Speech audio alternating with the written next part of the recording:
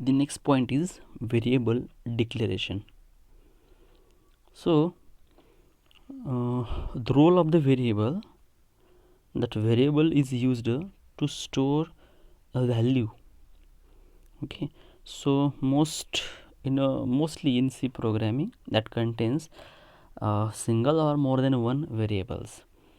So what is means a variable and their declaration? Okay, so variable is nothing but it is a named location in a memory where program can manipulate that data, okay, at that location. Okay, so this location is used actually to hold the value of the variable. So variable means what? Okay, variables means actually location in a memory. Okay, and for that location, the role of that location is to store a value, but that location having a name, and that name is actually a name of the variable. Okay, so see here this example also. बघा ह्या एक्झाम्पलमध्ये तुम्हाला मी सांगतो variable बघा. Okay, इथं बघितलात ही पहिली comment line आहे, program for addition of 2 number. Okay, ही कमेंट लाईन आहे. दुसरी ही हेडर फाईल आहे, ही जी इन्क्लूड करतो आहे आपण हेडर फाईल, कारण stdio.h स्टँडर्ड इनपुट आउटपुट ही हेडर फाईल प्रिंटएफ इथंचं प्रिंटएफ आहे आणि स्कॅनएफ या दोघांसाठी गरजेचे आहे. प्रिंटएफ आणि स्कॅनएफला आपलं काम करायचं असेल तर ते गरजेचे आहे, म्हणून ही हेडर फाईल वापरले. ओके, त्यानंतर next one is a main. हा एक खूप महत्त्वाचा फंक्शन आहे, लक्षात ठेवा. प्रोग्राम आपला स्टार्ट इथं ओपनिंग कर्ली ब्रॅकेटला होतो आणि क्लोजिंग कर्ली ब्रॅकेटला संपतो. इथं बघा फ्लोट. ओके, मागच्या एक्झाम्पलमध्ये मी INT वापरलं होतं, इथे मी ते फ्लोट वापरलं आहे. ओके, INT इंटिजर टाईपच्या व्हॅल्यू पूर्णांक नंबर स्टोअर करतं. पूर्णांक नंबर ओके हे इंडिकेट करतं की डेटा टाईप काय आहे. म्हणजे व्हेरिएबल जसं इथं ए हे व्हेरिएबल आहे, बी व्हेरिएबल आहे, सम ही व्हेरिएबल आहे. तर ह्या एक्झाम्पलमध्ये आत्ताच्या ही तिन्ही व्हेरिएबल कुठल्या टाईपचे आहेत? फ्लोट टाईपचे आहेत. कुठल्या टाईपचे आहेत? फ्लोट.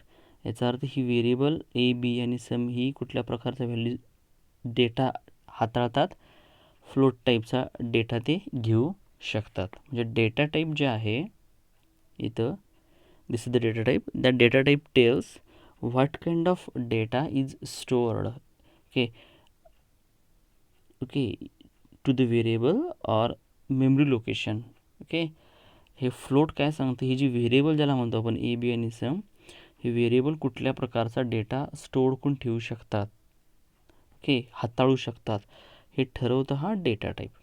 आता हे झाल्यानंतर पुढचा पॉईंट तो म्हणजे काय बघा, व्हेरिएबल.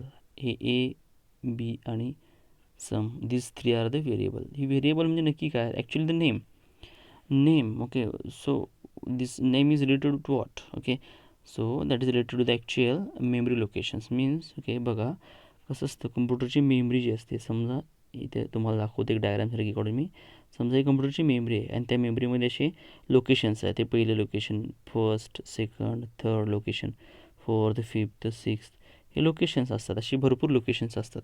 ओके, तर काय होतं ते बघा, काय होतं, ही जी काही लोकेशन्स असतात, ओके, ही जी काही लोकेशन्स असतील लक्षात ठेवा अशी, या लोकेशनला ओके म्हणजे जसं इथे ए दिसतंय, बी दिसते, सम, तसं प्रत्येक लोकेशनला एक नाव देण्यात येतं. ह्या लोकेशनला ए समजा, या लोकेशनला बी, ह्याच्या पुढच्या लोकेशनला काहीतरी सम, ओके, असं नाव असतं लक्षात ठेवा. म्हणजे एला जसं इथे दिसतंय ए इज इक्वल टू 10.4, म्हणजे ह्या लोकेशनला स्पेसिफिक एच्या लोकेशनला लक्षात ठेवा असं 10.4 ही व्हॅल्यू स्टोअर करण्यात येते.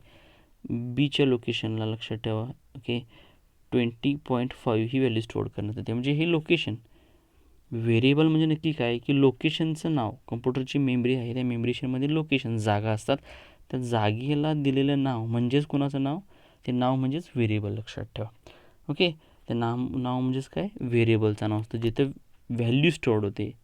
जसं इथं एला 10.4 दिलं तर इथं 10.4 ही व्हॅल्यू स्टोअर्ड असते, बीला 20.4 ही व्हॅल्यू स्टोअर्ड असते लक्षात ठेवा. समला इथं काय नाही आहे सध्या दिलेली व्हॅल्यू, पण नंतर इथं ए प्लस बीची बेरीज झाल्यानंतर ती समला स्टोअर्ड होईल आणि तीच व्हॅल्यू काय होतं इथं प्रिंट दिसते बघा, रिझल्ट 30.9 म्हणजे इथे या दोघांची ए आणि बीची बेरीज होते आणि हे जे आहेत फ्लोटमध्ये व्हॅल्यू आहेत या, म्हणून याची डेटा टाईप फ्लोटच आहे, लक्षात ठेवा. ओके, तर आपण पॉईंट बघतोय कोणता, variable. So what is a variable? Variable, okay, that is the name of the memory location, okay, and that location holds value. Okay, variable म्हणजे काय? ओके, व्हेरिएबल म्हणजे मेमरी लोकेशन, लक्षात ठेवा. ओके, जे मेमरी लोकेशनमध्ये व्हॅल्यू असते काहीही, okay, आणि त्या लोकेशनला आपण नाव देतो, तेच कोणाचं नाव असतं, व्हेरिएबलचं नाव असतं, लक्षात ठेवा. मेमरी लोकेशन देण्यात आलेलं नाव म्हणजेच व्हेरिएबल असतं, लक्षात ठेवा. So the value of the C variable may be get change in the program. Next याच्यातला एक पॉईंट जर आता सांगायला गेला तर तुमच्या नोट्सचा विचार करता, तर बघा आता हा पॉईंट झाला आपला. आता हा पॉईंट बोलतो मी, value of the C variable may get change in the program. Okay, म्हणजे variable, okay, the value that is stored in that memory location, okay, that vary, because of that it is called as a variable. जी value stored होते, जसं आता बघितलं, okay, हे location ए असेल तर इथे जी व्हॅल्यू असेल 10.5 वगैरे काय देण्यात येईल, ही व्हॅल्यू का होत असते, बदलत असते, ही बदलत असते. ओके, जसं तुम्ही प्रोग्राम रन कराल, ओके, रन केल्यानंतर ते जर आपल्याला इनपुट करा म्हटलं व्हॅल्यू, तर आपण नवीन वेगवेगळ्या व्हॅल्यू देऊ शकतो. म्हणजे ह्या लोकेशनच्या व्हॅल्यू जेवढ्या वेळा तुम्ही प्रोग्राम रन कराल तेवढ्या वेळा ह्या व्हॅल्यू काय होतात, बदलत जातात, लक्षात ठेवा. ओके, पुढं C variable might be belongs to any data type like INT, float, character. हे जे व्हेरिएबल असतात that variable having the data type, जशी इथं बघा, ओके, इथे मी काय दिलं डेटा टाईप, इथे काय दिलं मी, फ्लोट दिले. ओके, अगोदरच्या एक्झाम्पलमध्ये काय होतं, INT होतं. ओके, परत कॅरेक्टर पण असू शकतं. मीन्स प्रत्येक जे व्हेरिएबल आहे त्या प्रत्येक व्हेरिएबलला डेटा टाईप ही कंपल्सरी असतेच. मग ती कुठली असू शकते, फ्लोट असू शकते, INT असू शकते, कॅरेक्टर असू शकते, आणि सुद्धा काही डेटा टाईप्स आहेत जे आपण पुढं पाहणार आहोत. की पण सध्या एवढं लक्षात ठेवा, सध्या तरी means every variable having data type and it may be INT, character, float. Okay, like this one. Okay, so actually that is depend, means data type of the variable is depend on what kind of value variable stored, or we are, okay, working on what kind of value variable जे काय आहे, variable च्या ची data type, जसं इथे A, B आणि सम ह्याची data type float आहे. ओके, तर ही फ्लोटच काय दिले, तर आपल्या व्हॅल्यू काय असणार आहे, जसं 10.4, 20.5. ओके, आपल्या व्हॅल्यू काय असणार आहेत त्यानुसार आपण डेटा टाईप घेतो, लक्षात ठेवा.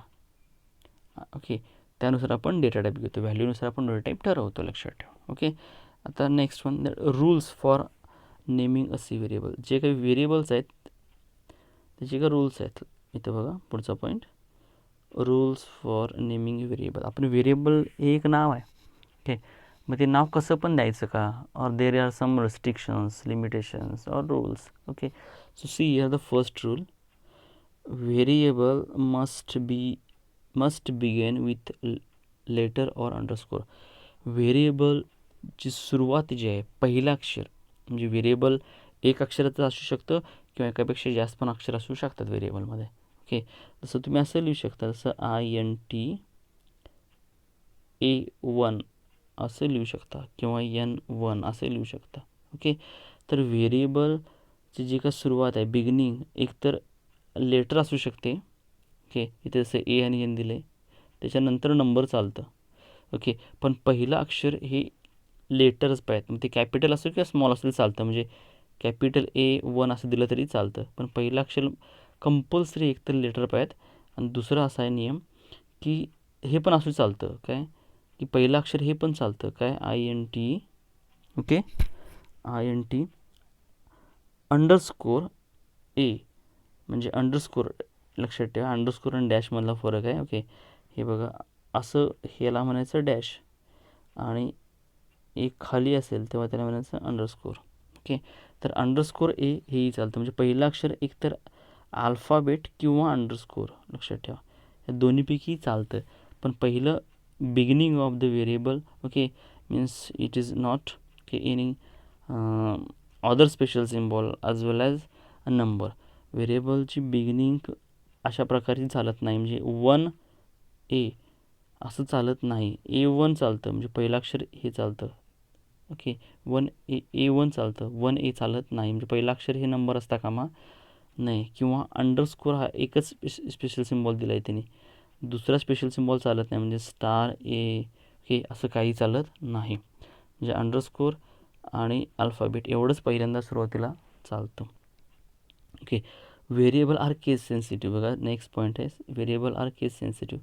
केस sensitive means okay, upper case and lower case it treat differently. म्हणजे समजा तुम्ही असं लिहिलं आहे काहीतरी INT असं दिलं व्हेरिएबलचं नाव. ओके, आणि आणखी व्हेरिएबल घेतला आहे, समजा INT कॅपिटल A घेतला आहे, तर हा ए आणि हा ए हा वेगवेगळा आहे, लक्षात ठेवा.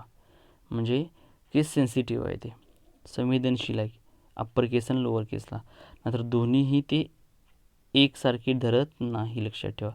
ए हा वेगळे व्हेरिएबल कन्सिडर करतो आणि कॅपिटल ए हे वेगळं. आपल्यासाठी ते एच आहे, पण ते स्मॉल ए हे वेगळ्या प्रकारे कन्सिडर करतो आणि कॅपिटल ए वेगळ्या प्रकारे कन्सिडर करतो, हे लक्षात ठेवा. ओके, पुढं बघा आता. Okay, next point, they can be constructed with digits and letters. जेव्हा ते आपण नाव देतो व्हेरिएबलला, जसं इथं INT, तुम्ही असं देऊ शकता, A1 असं देऊ शकता, किंवा असंही देऊ शकता A_1 असं देऊ शकता. ओके, असं num1, म्हणजे याच्या अगोदर INT द्या, फ्लोट द्या, काय पण द्या, डेटा टाईप. ओके, पण असं देऊ शकता व्हेरिएबलचं नाव num1 किंवा num_1 असं देऊ शकता. म्हणजे it is a combination of काय letters. Okay, letters, okay, special symbol पण आणि नंबर पण, किंवा लेटर्स नंबर हे पण चालतं, नंबर्स. ओके, लेटर्स आणि नंबर हे चालतं, आणि एक अंडरस्कोर हा स्पेशल सिम्बॉल चालतं. ओके, नेक्स्ट बघा point, no special symbol. Okay, no, पुढचा बघा, no special symbol are allowed other than underscore A. Okay, किंवा A_1 असं. म्हणजे अंडरस्कोर हा एकच स्पेशल सिम्बॉल चालतो, इतर स्पेशल सिम्बॉल असं म्हणजे स्टार, ओके, क्वेश्चन मार्क किंवा @ असे कुठलेही स्पेशल सिम्बॉल व्हेरिएबलच्या नावामध्ये आपण द्यायचे नाहीत, ते घेत नाही, लक्षात ठेवा, एरर देतो. एकच स्पेशल सिम्बॉल घेतो तो म्हणजे कुठला, अंडरस्कोर, हे लक्षात ठेवा. नेक्स्ट, ओके, एक्झाम्पल्स आहेत, sum, height, underscore value are the some of the examples. व्हेरिएबलच्या नावाचे काही ते एक्झाम्पल्स आहेत, तुम्ही असं नाव देऊ शकता व्हेरिएबलला, काय सम किंवा हाईट. ओके, हाईट, किंवा पुढे दिले अंडरस्कोर व्हॅल्यू, असं नाव तुम्ही देऊ शकता. ओके, नेक्स्ट पॉईंट बघा, declaring and initialization of C variable. Okay, declaration, okay, आणि इनिशियलायझेशन. ओके, आता फरक बघा, ह्याला डिक्लेरेशन म्हणजे काय, इनिशियलायझेशन. ओके, इथे दिले बघा इथला point, variable should be declared in a C program before to use. Okay, म्हणजे काय बघा, इथे तुम्हाला एक्झाम्पल दाखवतो. ओके, हा प्रोग्राम आहे. ओके, तर इथं काय केलं आहे बघा. ओके, या प्रोग्राममध्ये इथं आपण काय वापरलं, इथं बेरीज करतो आहे आपण, ॲडिशन ऑफ 2 नंबर, आणि ते नंबर कुठल्या टाईपचे आहेत, फ्लोट आहेत, म्हणजे फ्रॅक्शन, म्हणजे पॉईंटमधल्या व्हॅल्यू आहेत. A आणि Bच्या जर व्हॅल्यू बघितल्या, 10, 10.4 आणि 20.5, म्हणजे फ्लोटिंग पॉईंट व्हॅल्यू आहेत, त्यांची बेरीज करतो आहे आपण. मग इथं समला दिसतं, आपण A+B करतो आहे, बरोबर आहे का. ओके, पण हे A+A, सम AB ही व्हेरिएबल आहेत. ही व्हेरिएबल अगोदर आपण काय केले, तिथं डिक्लेअर केले, ते लक्षात ठेवा. म्हणजे रूल्स जो व्हेरिएबलचा दिसतो आपल्याला, त्याच्यामधले variable must, okay, variable should be declared in a C program before to use. म्हणजे मी इथं व्हेरिएबलचा यूज केला आहे, ॲक्च्युली व्हेरिएबलचा यूज कुठे केला आहे मी, सम A+B, इथं ॲक्च्युली व्हेरिएबलचा यूज केला आहे मी ऑपरेशन करण्यासाठी. पण ते करण्यापूर्वी, म्हणजे हे करण्यापूर्वी आपण ते पहिल्यांदा काय केलं, इथं बघा, हे इथं आपण काय केले, ते डिक्लेअर्ड केलेत, हेच आहे. Okay, means variable should be declared, okay, before to use. म्हणजे इथं जसं सम = A+B हे यूज करतो, हे करण्यापूर्वी तुम्ही व्हेरिएबल काय करा, अगोदर कंपल्सरी डिक्लेअर करायला हवीत. Next, memory space is not allocated for a variable. बघा, हा पॉईंट बघतोय, मेमरी स्पेस. ओके, इथं हा पॉईंट बघतोय बघा, हा पॉईंट बघतोय बघा, हा पॉईंट बघतोय आता. Memory space is not allocated for variable while declaration it happens okay. हा ओके, ह्याच्यामध्ये थोडंसं लक्षात ठेवा, हा जो पॉईंट हा चुकीचा पडलेला आहे इथं. हा पॉईंट दुसऱ्या एकाशी निगडीत आहे. ओके, थोडंसं ॲडव्हान्स पॉईंट आहे तो. ओके, इथं ॲक्च्युली ह्या पॉईंटला असं पाहिजेत, काय पाहिजेत बघा, मी सांगतो, वाटल्यास तुम्ही करेक्शन तेवढे करून घ्या. तर असं पाहिजे त्या ठिकाणी, कुठल्या पॉईंटला, या पॉईंटला लक्षात ठेवा, ह्या ठिकाणी पाहिजेत, म्हणजे या ठिकाणी काढा वाटल्यास. ओके, आणि या ठिकाणी पाहिजेत काय, memory space is allocated for a variable while declaration. Okay, परत सांगतो बघा, memory space is allocated for a variable while it's declaration. Okay, आता याचा अर्थ काय बघा, ते व्हेरिएबलला मेमरी कधी अलोकेट होते तो पॉईंट आहे. ओके, तर इथं बघा, इथे व्हेरिएबल्स आहेत,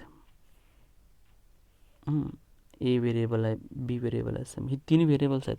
ओके, आणि ही व्हेरिएबल्सला मेमरी अलोकेट कधी होते बघा. Okay, that memory is allocated और memory space is allocated. Okay,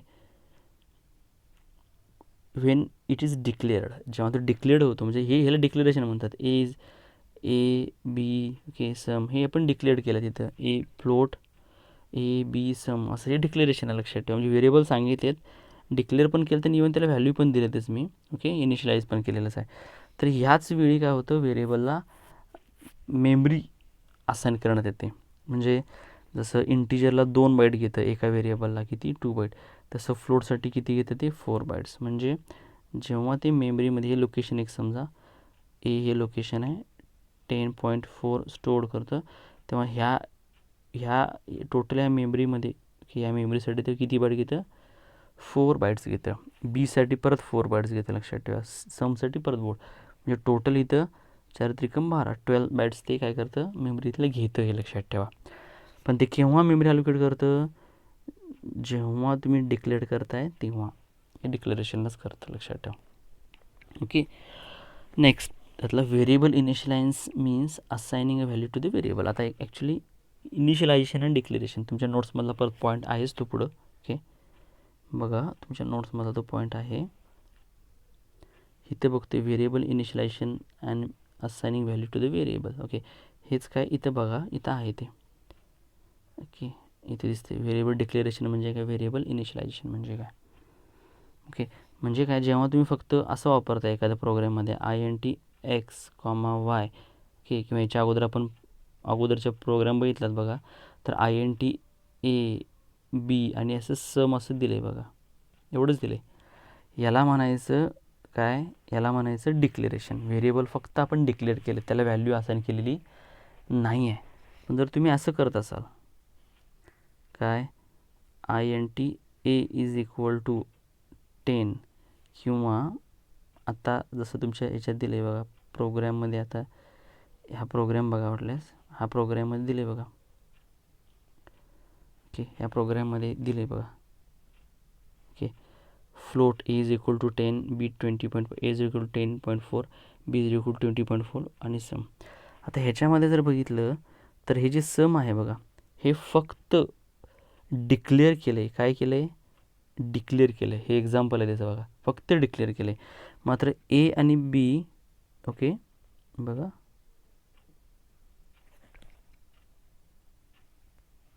okay बघा, हे सम जे आहे हे फक्त डिक्लेअर केलं आहे, डिक्लेरेशन झालं आहे.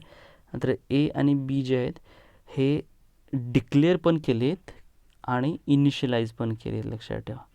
ओके, इनिशियलाइज केले, इनिशियलाइज म्हणजे त्या व्हेरिएबलला व्हॅल्यू पण असाइन केली. इथं समला व्हॅल्यू आहे का, नाही आहे बघा, इथं समला व्हॅल्यू दिलेली आहे का, नाही आहे. समला व्हॅल्यू कधी मिळणार, या स्टेटला मिळणार आहे.